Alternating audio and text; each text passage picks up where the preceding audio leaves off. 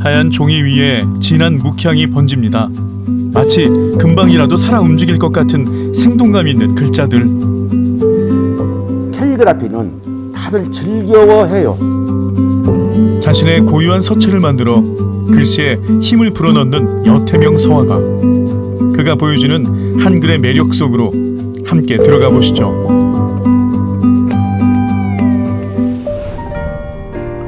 완주군에 위치한 복합문화공간. 이곳에서 특별한 전시가 열린다고 해서 찾아왔습니다. 안녕하세요. 저는 설영애입니다. 중국에서 왔고요. 한국에 온 지 20년 되었습니다. 그동안 구수한 말솜씨로 중국의 문화와 풍습을 전해왔던 설영애 씨. 오늘은 얼마나 에너지 넘치는 모습을 보여줄지 기대되는데요. 예. 안녕하세요. 네, 안녕하세요. 저 복합문화지구 누에 오신 걸 환영합니다.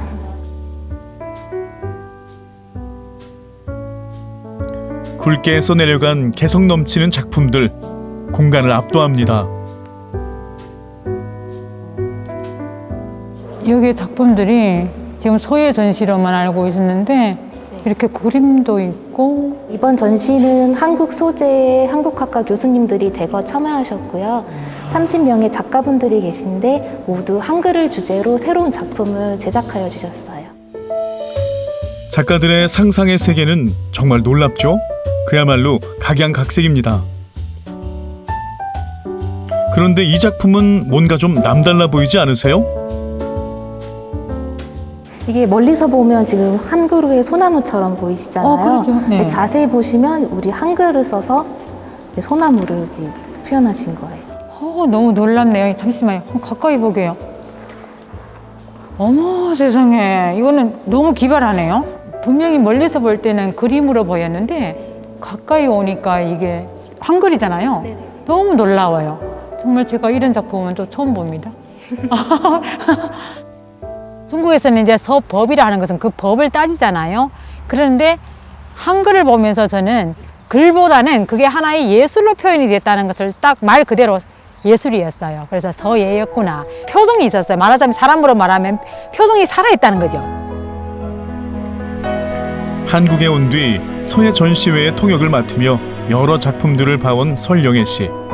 하지만 고정 틀을 깬 독창적인 작품에 쉽게 눈을 떼지 못합니다. 지금 여기 보시는 작품은 그 효봉 여태명 선생님의 작품이에요. 네. 저달 앞산이라는 작품인데요. 여태명 선생님은 원광대학교 교수님이시자 우리나라 서예의 민체를 개척하신 분의 한 분이십니다. 저는 그냥 한옥마을에 근무한 적이 있었기 때문에 그 갤러리를 많이 지나다니고, 그래서 아, 유명하신 분이구나, 그 정도로만 사실은 이름 정도는 알고 계셨어요. 기분 좋은 설렘을 안고 여태명 서화가를 만나러 가는 길. 전주의 첫인상이 되는 톨게이트의 현판 글씨를 비롯해 여태명 서화가의 붓끝에서 탄생한 작품은 셀 수 없을 정도인데요. 때론 이렇게 대형 퍼포먼스로 서예를 대중에게 널리 알리고 있습니다. 你中国人吗？我呀，对，我是中国人，我来自中国。 아니, 중국어를 너무 잘해요. 내가 깜짝 놀랐어요. 여태명 서화가의 중국어 실력의 비밀은 바로 여기에 있습니다. 야, 기가 막히네. 와, 만져보게. 이 귀한 거죠. 흥부전 맞네, 이거. 흥부전. 네. 아, 근데 이것도 오래된 것 같은데, 이거. 예. 필사라고는 직접 붓으로 쓴 거를 가지고 얘기하고. 여태명 서화가는 자신의 고유한 서체, 민체를 탄생시키기 위해 수없이 중국을 오가는 수고로움도 마다하지 않고 고서를 수집해왔습니다. 이런 거 한번 보시면은 이건 이게 뭐래요? 숙향전이라고 하는 소설인데 네. 이런 자연스러운 맛, 이것이 서민들이 썼던 그 표정이에요. 그 당시에. 예. 그게 우리가 그런 것들을 좋은 점들을 받아들여서 네. 이게 그 말하면 현재 의식이나 현재 미감으로서 네. 다시 표현해내는 것이 이제 이게 바로 민체예요. 아이고, 이거는 아주 예술이에요, 예술. 이거 봐요. 저는 그렇게 많은 고서를 중국에서도 본 적이 없어요. 선조들이 이렇게 쓴 글들을 보면서 우리 지금 너무나도 인터넷의 편한 세상에 살고 있는데 그분들이 그 한자 한자 정성스럽게 쓴 그 글을 보면서 그분들을 잠시 만날 수 있는 그런 시간들이었어요. 여러 서체 가운데 여태명 서화가는 서민들의 순박한 글씨체, 민체로 세상과 소통합니다. 한글의 서체가 여러 가지가 있거든요. 이것은 훈민정음. 네. 훈민정음에서 나오는 한글 글씨예요. 한글. 이거 봉서. 아까 그 편집글. 아, 이렇게 다양한 서체를 가지고 이렇게 표현을 하니까 느낌도 다르네요. 같은 글인데. 우리는 서예라고 하죠. 이제 예술적인 방면에 그 분류를 해서 그 서예라고 하는데 중국에서는 서법이라고 해요. 필법 뭐 이런 잡법, 장법 여러 가지 있는데 그런 법들을 중시하는 그런 이 때문에 서법이라고 해요. 일본에서는 서도라고 하거든요. 마음 공부랄지 마음 닦기 뭐 이런 것들을 먹을 갈고 있으면서도 그런 마음의 수양을 쌓는다. 올곧은 자세로 정성스럽게 글씨를 써내려가는 여태명 서화가. 그를 대표하는 민체를 비롯해 다양한 서체를 선보이는데요.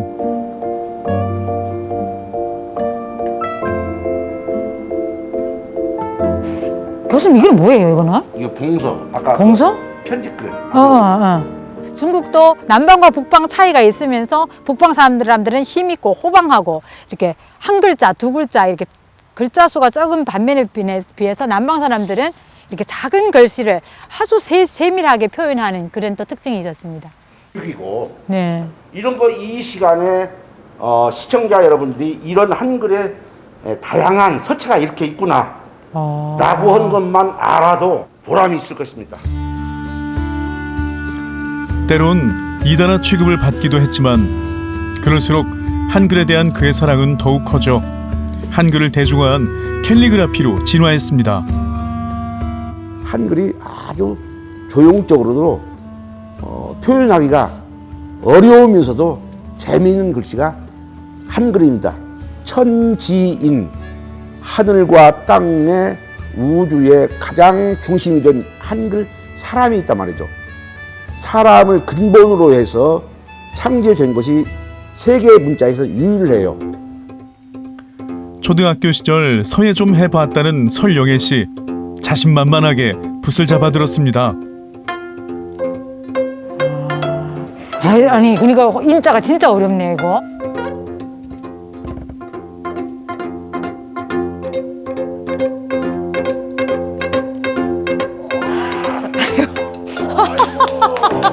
아이고.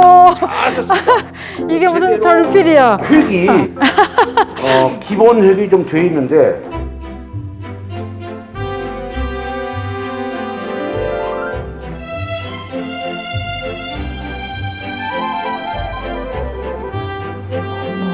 선생님. 이것이 훈민정음에서 나타나는 향자예요. 남자와 여성이 같이 향기를 맡고 있는 그런 뜻을 포함하고 있죠. 표정을 살려내는 그런 글씨. 그래서 캘리그라피. 요즘에 캘리그라피는 초등학교 학생들도 좋아해요. 나도 할 수 있겠는데? 그 노인정의 할머니 할아버님도 나도 할 수 있어. 그거 재밌게 자기 글씨 쓰니까. 어디서 뭐 전통적으로 서법을 배우고 이런 것보다도 그러니까 다들 즐거워해요. 제가 힐링이 되고 이렇게 여유를 되찾는 그런 시간이었는데 정말 촬영하는 걸 제가 깜빡 잊을 정도였습니다. 자유분방한 자신만의 서체로 세상과 소통하는 여태명 서화가. 붓끝에 그가 담아내고 싶은 건 우리 글의 아름다움이었습니다.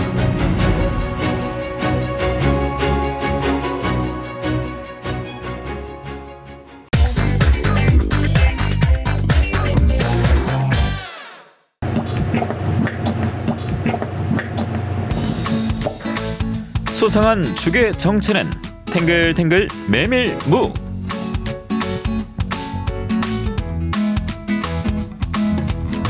매콤한 모습이지만 부들부들 식혜. 한 번 먹으면 자꾸 먹고 싶은 감칠맛이 참 좋습니다. 숟가락 챙겼으면 출발합니다. 곤히 잠든 모습도 아름다운 창녕. 오늘 맛볼 메밀묵은 아침잠이 없는데요. 은근 손이 많이 가기 때문입니다.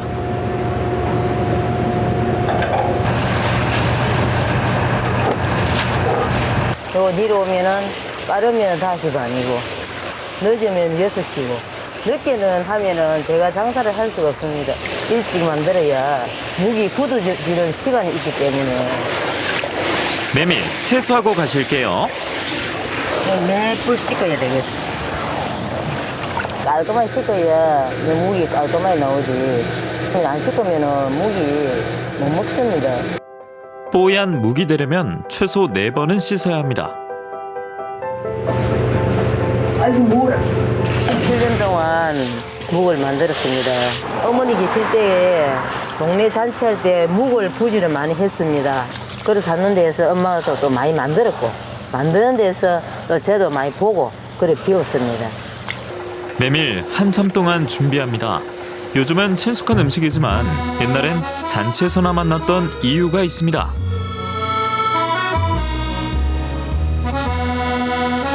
메밀묵이 얼마나 힘드는지 모릅니다. 아무나 하려 해도 할 수가 없습니다. 손이 너무 많이 갑니다. 반듯하고 구수한 맛을 내기 위해 17년 동안 바빴던 손. 지금은 하루 5판이지만 코로나 전엔 10판씩 만들었는데요. 몇 번 실수했어요. 태워 먹기도 하고 좀 덜 끓이기도 하고 무서워지더라고요. 묵 끓이는 게. 이거 안 돌리면 누르가지고 탑니다. 그리고 또 많이 저어줘야 탄력도 있고 탱글탱글하고 맛이 납니다. 그래야 제대로 나오는 묵이 제대로 나옵니다.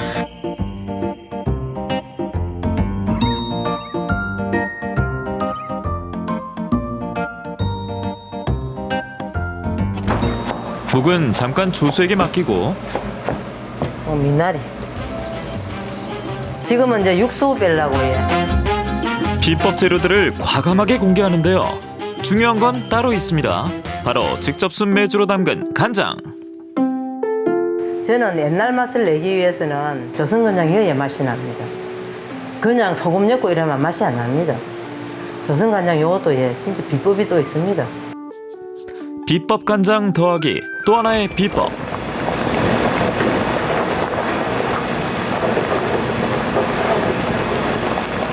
무하고 양파하고 먼지 들어가고 나서 한 10분 있다가 맹대머리 넣고 5분 있다가 메리치가 들어갑니다. 한꺼번에 넣어야 맛이 어우러질 것 같은데. 한꺼번에 물도 안 끓이고 넣으면 절대로 깔끔한 맛이 안 나옵니다.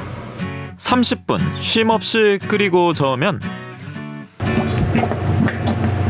이 소리는 메밀묵이 잘 익었을 때 나는 소리입니다.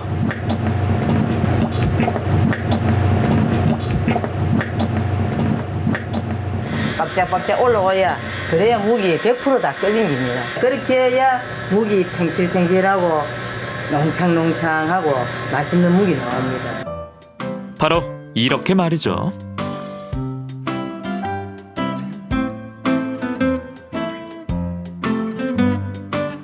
잘 써진 묵을 보면 절로 입꼬리가 희죽희죽합니다. 힘들기도 하지만은 재미도 있어. 묵이 다 끓여가고 완벽하게 됐을 때 너무 재미있어요.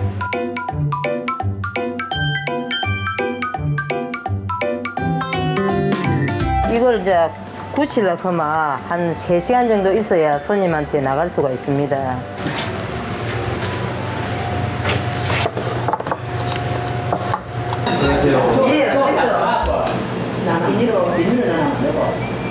어지간에 오게를 이거 또 문다 건데 아 후일이 또 저번에 한번 오게를 저기 늦어서 그런가 문다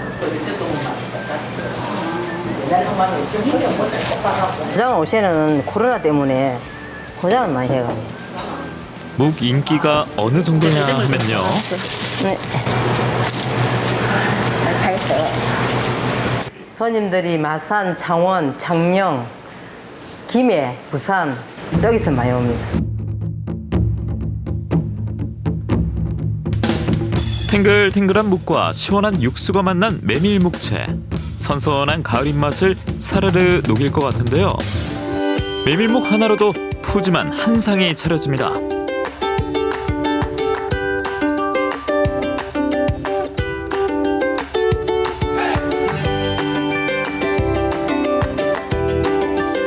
소화도 잘 되는 메밀묵, 맛은 어떤가요? 묵의 맛이라 그런 거는 뭐 어떤 맛이고 뭐 일반적으로 사람들이 많이 하는 뭐 담백하다 이라 하지만은 모르겠습니다. 이 집의 묵은 한 번 먹으면 자꾸 먹고 싶은 그런 어떤 감칠맛이 뒷맛이 참 좋습니다. 메밀묵 하면 절로 따라붙는 찹쌀떡. 추억의 조합, 궁합도 잘 맞다는데요. 같이 먹으니까 정말 참 좋네. 옛날 사람들이 남한 사람들이 이렇게 먹다 보니까 참 맛이 좋아요. 그리운 그 시절의 맛도 묻어나는 찹쌀떡, 메밀묵. 더 옛날엔 다른 꿀 조합이 있었으니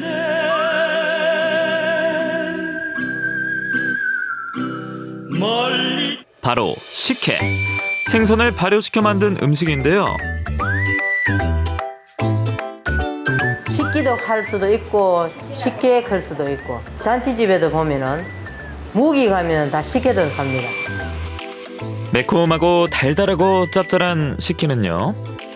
밥지스하고 황태, 채, 고춧가루, 딜금 넣고 소금 넣고 참기름 들어가고 그래가지고 이제 숙성을 시켜가지고 적게는 3일에서 4일 지나야 먹을 수 있는데요. 일주일 지나면 맛이 더 좋아진다는 건 안 비밀. 아마도 어떻게 우리 아들은 무 삼겹살 먹는다 이거든. 이걸 이 삭힌 음식을 이해하려면 안 먹어본 사람들은 좀 어렵겠지. 자주 이렇게 먹어본 사람들이 다음에 이 음식을 찾게 될 경우만.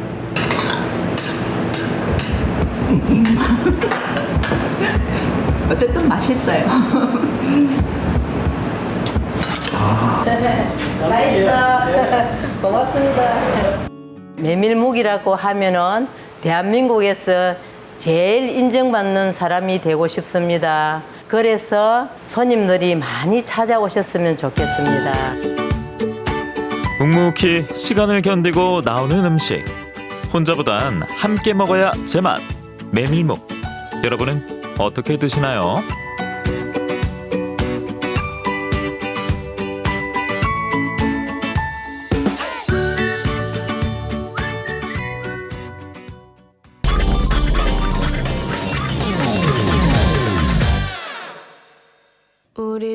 여기 조금 특별한 정육점이 있습니다.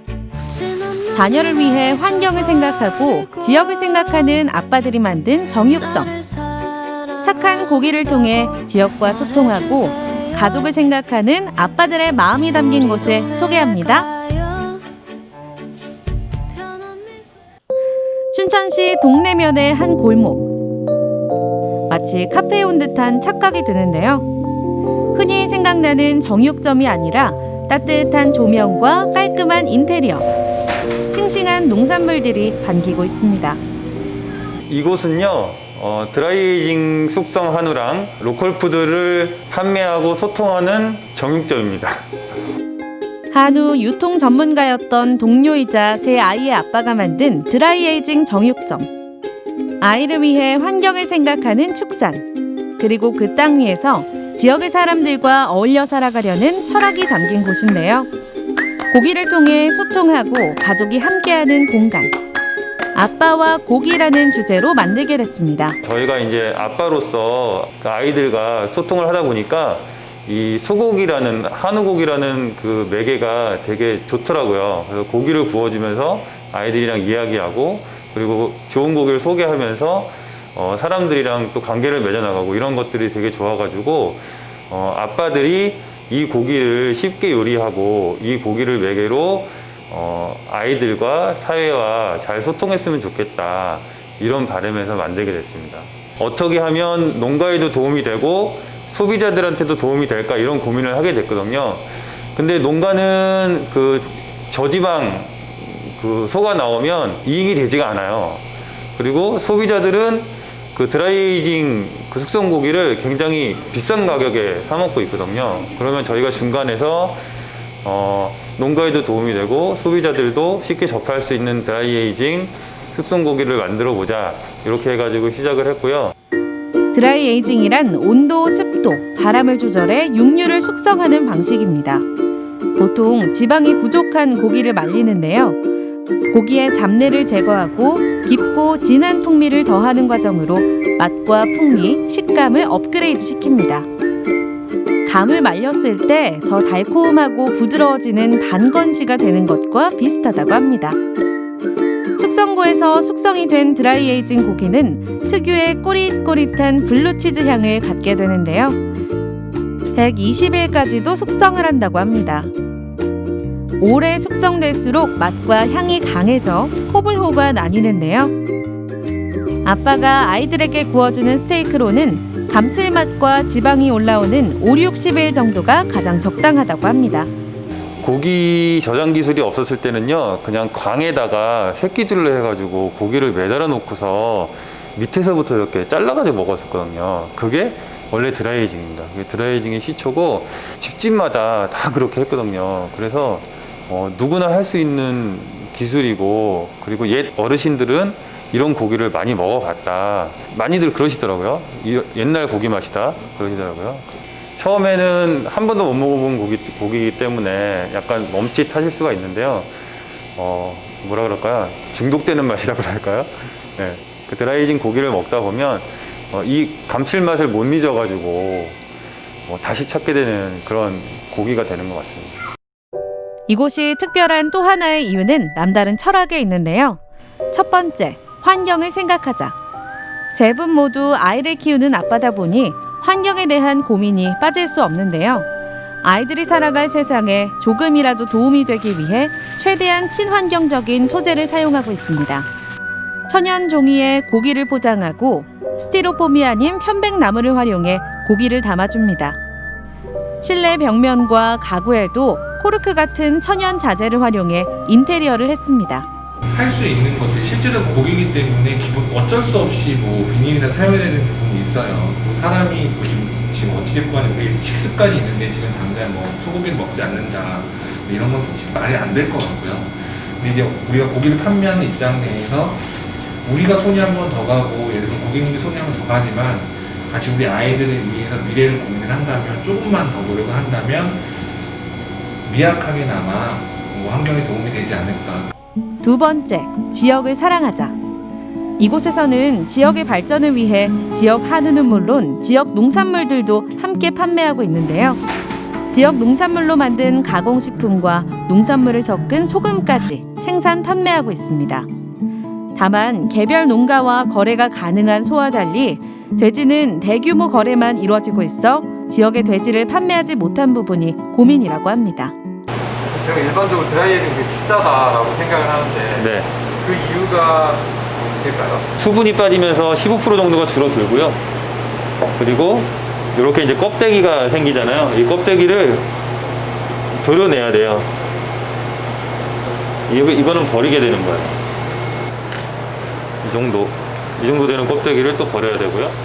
손님들 많이 오해하시는 게 일반 안심이랑 모양이 틀리니까 이거 안심 아니라고 그냥 가시는 분들 되게 많아요.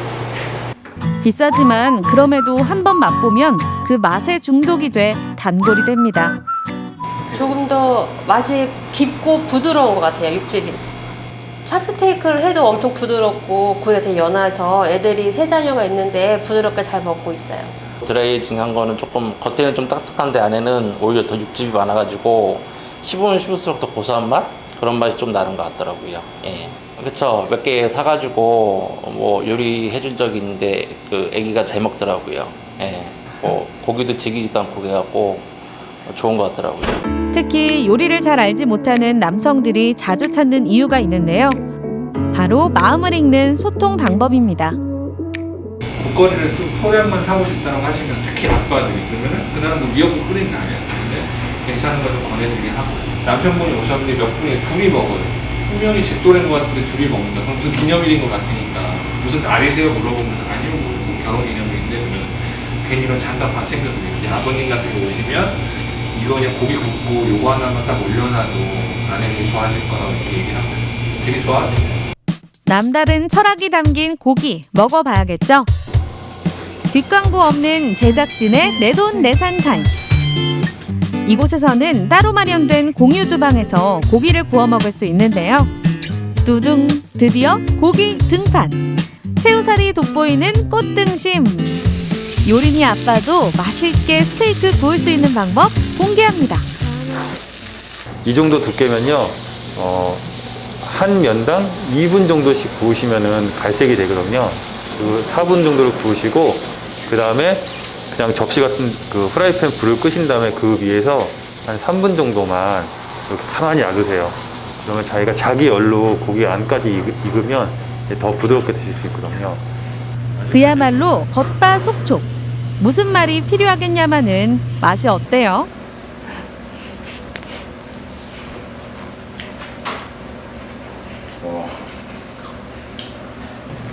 이 향 자체가 그냥 소고기를 먹었을 때보다 더 구수한 맛이 올라오는 느낌? 되게 맛있어요. 네. 저희는 딱 거기까지. 네. 치즈 맛은 아니고요. 더 구수하고 감칠맛 나는 맛까지. 네. 감칠맛. 네. 하나 더 먹어서. 드셔도 됩니다. 많이 드십시오. 착한 고기를 통해 가족을, 환경을, 지역을 생각하는 제 아빠들. 그리고 그 마음은 또 다른 누군가에게 전달됩니다. 요리로 소통하고 요리로 행복을 찾기 위해 노력하는 아빠들의 아주 작은 소망 하나. 세상의 모든 아빠들이 스테이크 정도는 구울 수 있는 아빠가 됐으면 좋겠다.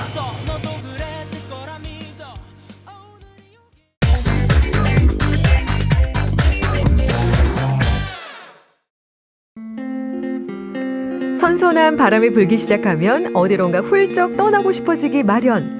이럴 때 필요한 건 역시 언택트 여행 아닐까요? 자연 속 힐링 명소와 든든한 보양식이 기다리고 있는 곳으로 가을 여행 어떠신가요?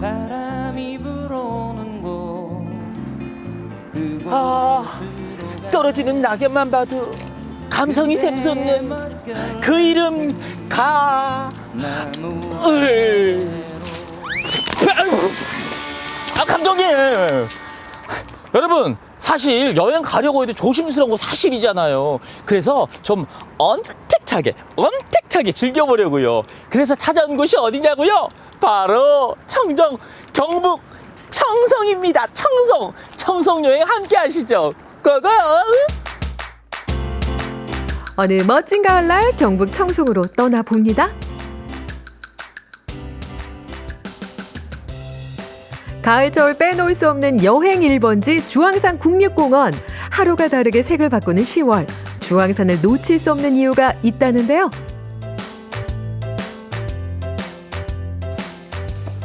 아, 좋다. 여러분 어때요? 너무 좋죠? 공기도요. 너무 상쾌합니다.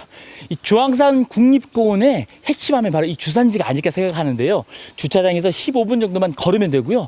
보시는 것처럼 길이 완만하기 때문에 걸어 올라가면서 주변의 아름다운 경관을 보면서 감상하면서 갈 수가 있습니다. 정말 올라가면 돼요. 빨리 오세요. 와.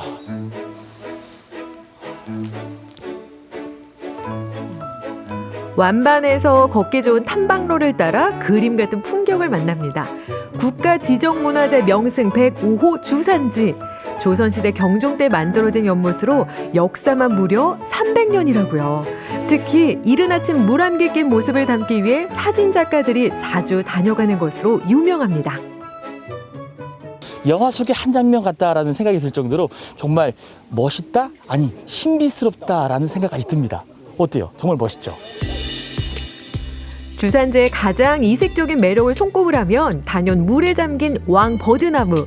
물속에 뿌리를 내린 버드나무는 적게는 100년, 많게는 300년 된 고목들인데요. 주산지엔 약 20그루가 군락을 이루고 있습니다. 계절마다 각기 다른 매력을 뽐내는 주산지. 특히 10월 중순이면 단풍이 들기 시작해서 11월까지도 가을을 즐길 수 있기 때문에 사계절 중 유독 가을철 방문객이 많은 편입니다. 여기에 더해서 잔잔한 호수에 비친 이색적인 풍경도 예술. 청송이 자랑하는 주산지의 매력, 그야말로 무궁무진하죠. 와, 상쾌.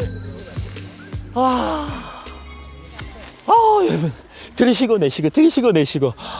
야, 공기가 이렇게 상쾌하네요. 이게 바로 힐링이 아닌가 생각됩니다. 그동안 사실 좀 갑갑하고 답답한 느낌이 많았는데 실내에 갇혀있다라는 생각도 들었거든요.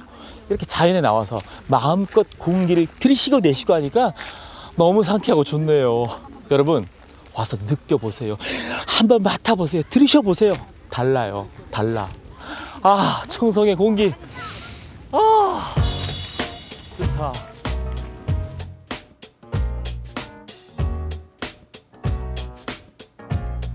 주산지를 뒤로하고 찾은 또 다른 언택트 명소는 청송정원. 산소 카페라 불리는 경북 청송에서 최근 새롭게 각광받는 곳인데요. 흐드러지게 핀 꽃을 보니 새록새록 피어나는 이 가을 감성. 울긋불긋 단풍을 닮은 백일홍 꽃구경에 나서 봅니다. 와, 꽃밭에 와 있네요, 저희가. 그렇죠. 아니, 꽃들이 너무 예뻐요. 그리고 정말 많아요. 네. 좀 요즘 코로나19로 인해서 많은 분들이 또 야외에서 이렇게 활동하기를 이렇게 선호하고 있잖아요. 네. 그래서 우리 특히 청송의 이게 청송 정원이 꽃이 지금 거의 4만 천평인데 꽃이 이렇게 활발하게 다 피었습니다. 오. 평일이나 휴일이나 많은 분들이 이렇게 또 알고 다녀가시더라고요. 야, 그래요? 네. 오시면 그냥 반할 것 같아요. 저쪽으로 한번 가봐요. 네. 와, 야, 청송하면 또 사과죠. 그렇죠, 사과죠. 사과 조형물도 있네요. 네. 오. 사회적 거리두기, 저희 사이로도요 예쁜 꽃들이 가득합니다. 저기 벌써 또 나들이 나오셨네요. 아니, 저도 청송 정말 많이 왔지만 이 공간은 처음이거든요. 도대체 언제 만들어진 거예요? 예전에는 여기 물난리가 굉장히 많이 났던 곳인데요. 올 초에 또 제방을 쌓아서 우리 청송 지역민들과 또 17개 단체 지역 주민들이 힘을 합쳐서 좀 더 예쁜 정원을 만들어 보자는 또 의미에서 같이 만들었습니다. 청송 주민들도 많이 좋아하지만 청송을 찾아오는 많은 관광객들이 꼭 찾아주시는 관광 명소가 되었습니다. 오, 그렇군요. 여러분, 그리고요 이곳에 오시면요 사계절 예쁜 꽃을 또 만날 수 있다고 합니다. 산소 카페 청송정원 많이 놀러오세요.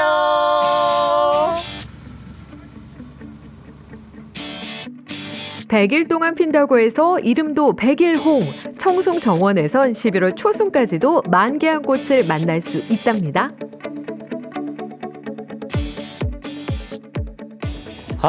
예쁘다. 향기가 좋다, 좋아. 꽃의 향기에 머리가 맑아지는 것 같아요. 여러분도 잠시 거리두기로 가을의 향기를 한번 느껴보세요. 특별하지 않아도 소소하게 즐기는 언택트 여행. 청송정원에서 여러분도 꽃길 한번 걸어보세요.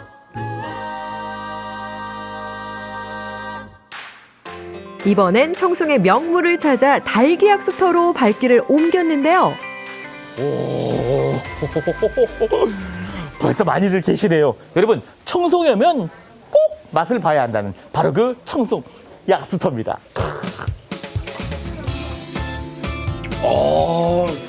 청송 약수.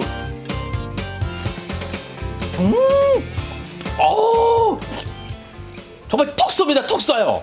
이야, 이게 보글보글 탄산이 있는데 이 일대에서 가장 강하다고 합니다. 제 입맛엔 딱 맞네요, 이게. 철분이 많아서 심장병과 위장에 좋다고 알려진 달기약수. 톡톡 터지는 탄산과 달큰한 끝맛이 특징입니다. 야, 근데 물론 이게 입맛은 살렸는데 뱃속 고기는 어떻게 채우죠? 청송의 대표 맛을 체험할 시간. 여행을 마무리할 오늘의 메뉴는요. 들어서자마자 아주 맛있는 냄새가 막 나는 것 같아요. 안녕하세요, 사장님. 네, 안녕하세요. 거리두기 하면서 사장님, 이곳 오면 청송의 맛이 있다는데 그 청송의 맛은 도대체 뭔가요? 예, 청송 닭백숙입니다. 큼지막한 토종 닭에 들어가는 약재만 해도 무려 10가지.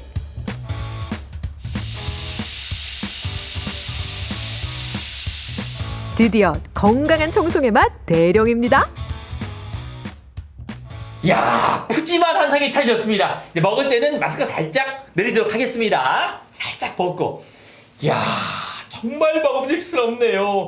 아니, 그런데 뭐가 이렇게 푸짐해요? 이게 두 개 다 닭인가요? 그렇습니다. 예. 요거는 위에는 날개 예, 조림이고 날개 조림. 가슴살은 다져서 떡갈비로 구운 거고 다리는 여러 가지 한약재를 넣어서 볶은 백숙입니다. 이야, 닭들이 각 부위를 각자 헤쳐모여 닭의 전투로 모였습니다. 아니 그런데 사실 닭백숙은 서울, 대전, 대구, 부산 전국에 있는데 뭐 약재도 들어가고 청송 닭백숙이 이렇게 맛있다고 소문난 이유, 특별한 이유는 뭔가요? 특히 날기 약수 때문입니다. 약수로 구운 닭입니다. 제가 맛봤던 톡 쏘는 그 약수가 들어가서 맛이 더 좋다. 그렇습니다. 먹으면 어떤 맛인가요?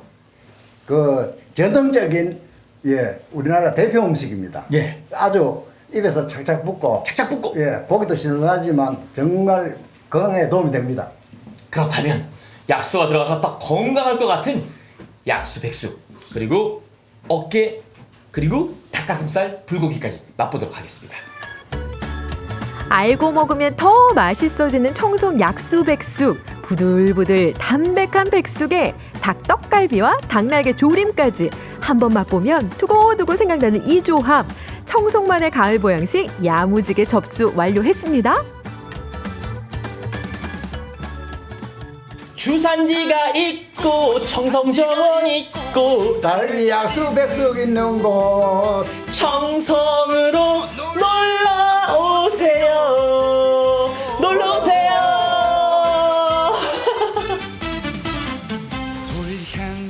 열심히 집콕한 당신 떠나라. 어디로? 언택트 여행 1번지 경북으로. 자연이 선물한 작품 같은 풍경을 만나고 가을 감성에 취하고 건강 밥상까지 맛볼 수 있는 여행지. 산소 카페 경북 청송에서 가을 언택트 여행 즐겨보세요. 한덕면을 지나면 현서면이 나오지요.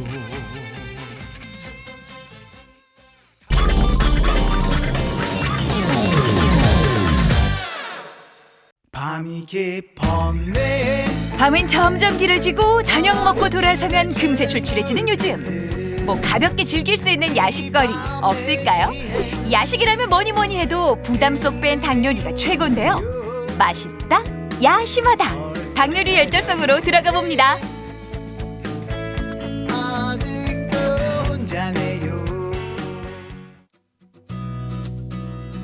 서민들의 사랑을 받는 닭요리 열전. 그 첫 번째 주인공을 만나러 간 곳은 대전 서구의 한 시장입니다. 이제 막 장사 준비로 다들 분주한 이 시각. 닭집도 아닌 닭강정집이 벌써 문을 열었는데요. 우와, 실례합니다. 아침 일찍 새로 시장에 문을 여는 가게 중에 닭강정집이 빠지질 않아요? 소스를 직접 만들려고 하다 보니까 미리 준비를 안 하면 튀기면서는 할 수가 없어서 이제 아침에 좀 일찍 열고 있습니다. 매일 아침 신선한 양념을 준비하는 영주시내 닭강정집. 고춧가루에 마늘 들어가는 거며 늘 봐오던 양념 빛깔과 비슷하긴 합니다. 주걱으로 휘저을 때마다 맛있는 네. 냄새가 벌써 올라와요. 여기까지만 보면 네네. 우리 흔히 알고 있는 그 닭강정의 그 양념 소스, 그 비슷한 모양이 나오고 있는 것 같은데. 아직 제일 중요한 재료가 빠졌습니다. 보통 케찹이나 고추장이 들어가는데 고추장은 텁텁한 맛이 나고 케찹은 신맛이 너무 강해서 그 두 가지의 맛을 잡으려고 하다 보니까 이 토마토를 넣는 게 제일 맛있더라고요. 이 집만의 비법 챕터 1. 토마토를 삶아서 소스를 만듭니다. 텁텁한 맛은 줄이고 건강한 맛은 살리고. 음식이라는 게 항상 그렇지만 정성이 남들의 2~3배가 돼야 맛에서 조금 차이가 나더라고요. 근데 그거를 알아주시는 분이 100분에 1분이라도 있으면 그거를 위해서 이렇게 하는 것 같아요. 자, 두 번째 비법을 만나볼 차례인데요. 닭강정을 만드는데 표고버섯이 들어갑니다. 야 누가 보면 네. 그 국수 끓일 때 네네. 육수 끓이는 줄 알 것 같아요. 아, 사실은 비밀인데 표고버섯으로 감칠맛을 내고 여기 들어가는 이제 보리로 네. 구수한 맛을 내서 좀 이따가 한번 맛보시면 조금 차이를 느끼실 수 있을 거예요. 아니 이게 내가 만들어낸 그러면 그 소스의 비법이라 이 말씀이세요? 네네, 그럼요. 자, 비법 챕터 3. 표고와 보리를 끓여낸 채소를 소스에 섞어서 2-3시간 졸여주면 맛있는 양념 소스가 완성됩니다. 그리고 매일매일 새로운 기름으로 고객들의 건강까지 생각하고 있는데요. 여기에 느끼함을 잡아줄 요게 들어갑니다. 야 이게 뭐야? 그 첫 기름에 닭이 퐁당일 줄 알았는데 양파예요? 네네네. 이제 양파를 넣으면 양파의 풍미가 좋아가지고 닭강정의 맛이 올라가서 처음 이제 기름에 양파를 넣고 있어요. 나만의 소스를 개발하기 위해 전국 8도 유명 닭강정 집은 죄다 찾아다니면서 발품을 팔았다는데요. 그 시간 동안 배웠던 가장 큰 지혜는 바로 정성이었습니다. 천연재료를 이용한 흔하지 않은 건강한 맛. 재료비는 좀 들더라도 매일 먹어도 좋을 건강한 맛을 제공하자. 이게 바로 청년 사장 영규 씨의 철학입니다. 갓 튀겨낸 닭강정 맛을 보기 위해서 많은 분들이 찾았는데요. 어머, 여러분 그 맛이 어떠세요? 먹고 난 뒷맛이 느끼하지가 않아요. 깔끔해요. 겉은 바삭하고 속은 촉촉하고. 그리고 닭강정 하면 조금 뒀다 먹으면 딱딱한데 여기는 그렇지가 않아요. 부드러워요, 끝까지. 그래서 뒀다 먹어도 손색이 없고 진짜 자랑할 만해요. 만들어내기 무섭게 시장 손님들의 손을 행복하게 해주는 영규 씨네 닭강정. 그 맛을 이제야 봅니다. 그 입술에 묻어있는 그 양념이 이렇게 입을 맞추는 그 느낌이 그 맛이 너무 맛있어. 너무 달아. 이 소리 안 나오는 달짝지근한 맛에 연거푸 물을 들이켜야 되는 매운맛이 아니고 맛있게 맵상한 그 맛. 육수가 안 들어간다면 사실 이제 기존의 닭강정하고 차이가 없을 정도로 단단하고 바삭하지만 항상 딱 요 정도의 매콤함과 당도, 뭐 염도 이런 거를 만들려고 노력했습니다. 여지껏 맛보지 못했던 그 개운한 맛이라는 게 이래서 하시는 말씀인가 봐요. 네네네. 자자 여기구나. 오 벌써 맛있는 냄새가 나는 것 같아. 안녕하세요. 안녕하세요. 아니 제가 소문을 듣고 찾아오긴 했는데 그 닭 중에서도 그 부위가 맞아요? 네 맞아요. 목살. 아니 말을 듣고 나니까 다시 한번 목을 부여잡게 되는데 아니 닭이래봐야 목살에 발라먹을 게 얼마나 된다고 이걸로 구이를 해요? 아유 못 믿겠으면 지금 초벌하고 있으니까 안에 얼른 들어가 보세요. 다시 봐도 안 믿기네요. 아니 닭 목에서 저렇게 두툼한 살이 나온다는 거 알고들 계셨어요? 아니 닭 목에서 이렇게 살이 두툼하게 나온다고요? 원래는 저희가 치킨 먹을 때 뼈에 목은 뼈밖에 없고 살이 없다고 느끼시는데 그러게요. 네, 이거를 포를 뜨면은 이렇게 나옵니다. 맛있다, 야심하다. 닭 요리 열정 두 번째 주인공은 닭 목살구이입니다. 아우 나 진짜 냄새 때문에 못 참겠다. 이 맛이 어떨지 뭐 짐작은 하지만 너무너무 궁금한 맛이에요. 닭 목살은 그냥 구워도 맛있지만 이 맛을 내기 위해선 저희 집만의 비법이 있습니다. 닭을 손질하는 전문가들도 하루에 30kg 정도만 뜰 수 있다는 귀한 닭목살. 어디 보자. 어머. 이 뼈자국이 선명하게 살아있는 게 이제 보니 목살 맞구나. 근데 여태 이렇게 많은 살점이 붙었는지 왜 몰랐지요? 이제 그 비법을 들여다봐야죠. 잡내와 비린내를 없애줄 이 소스. 이 소스가 바로 저희 집만의 비법입니다. 야, 이 떡주부가 이 마스크를 쓰고 있지만 그 갖은 양념 향내가 벌써 나네요. 네, 간장, 마늘, 생강, 각종 과일들이 갈아서 들어갑니다. 거기까지 이 떡주부도 짐작을 했다고요. 숨어있는 거 그거 하나는 말씀을 안 하시네. 나머지는 저희 집만의 비밀이죠. 이 염지 과정을 통해 이 집만의 맛이 탄생하는데요. 이렇게 베이스 양념이 골고루 스미도록 주물주물해서 하루 정도 냉장 숙성 과정을 거치면 됩니다. 이른 시간인데도 숯불 향에 이끌려 많은 분들이 찾고 있었는데요. 어머머, 아이가 먹기에도 아주 안성맞춤인 식감인 거죠. 숯불 향이 차르르 감싸면서 육즙이 팡팡 터지는 그 맛. 닭 목살구이 맛 평가 한번 해주세요. 꼬들꼬들해서 너무 맛있고 예, 씹는 맛도 좋고 좋습니다. 예전에 엄마가 이제 치킨을 사오시면 닭다리를 저만 다 주셨거든요. 그런데 여기서 이 목살을 먹어보니 그 맛이 아닌 거예요. 닭다리보다 이게 더 원축. 엄마, 닭다리살보다 목살이잖아. 내가 먼저 먹을 거야.